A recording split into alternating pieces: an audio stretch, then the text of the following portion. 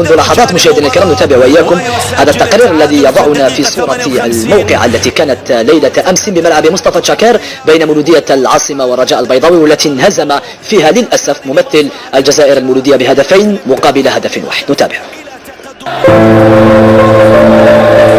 يسألونك عن المولودية، قل هي طريحة فراش الموت في غرفة الإنعاش، تدعو العلي القدير أن ينجيها من محنتها ويفرغ على ذويها صبرا على ما آلت به.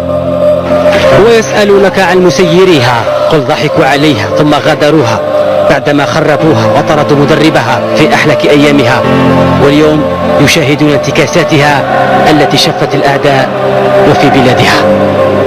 ويسألونك عن أنصارها، قل هجروها، التزموا بيوتهم يتحسرون ويتعصرون حزنا على أحوالها ويبكون على ماضيها الذي بناه المخلصون منها وحطمه الانتهازيون والوصوليون.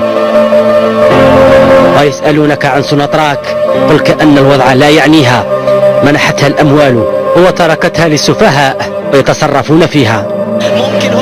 تلكم هي الحقيقة المرة التي ارتسمت في ذهن كل عاقل يتابع أطوار بطولتنا، عميد بدون روح ولا رغبة في رفع التحدي أمام منافس مغربي لا يفوقه لا قوة ولا عددا.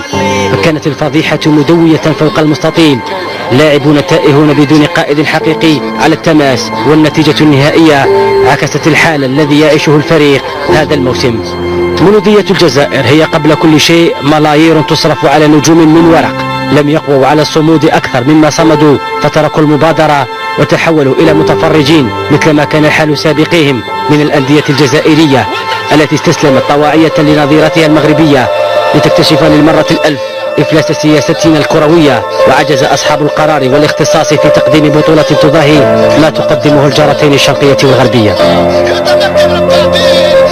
المولودية هي أيضا جيوش من الأنصار والمحبين ممن كتب لهم منذ مدة العيش على الوهم والوعود، وما جدت بها قريحة من صنعوا الماضي، والنتيجة هي للأسف اليوم صفر على طول الخط.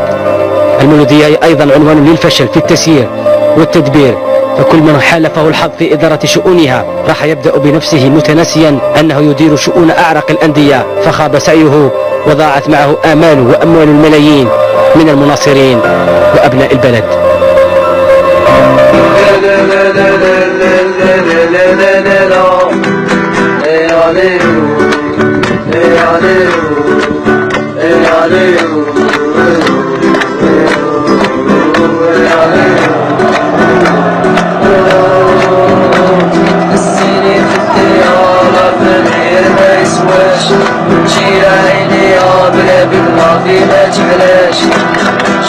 شوي يا بشيري ضوي علينا ضوي يا كتشينا بالنار يا خضرا يا عمري شيبوا ريالي فات ورجالك مولانا يا كرماجة وفلان شبنا الجريان ولينا ماشي حبينا وحنا خوا ماشي علوا يا جزيري مغربي لنا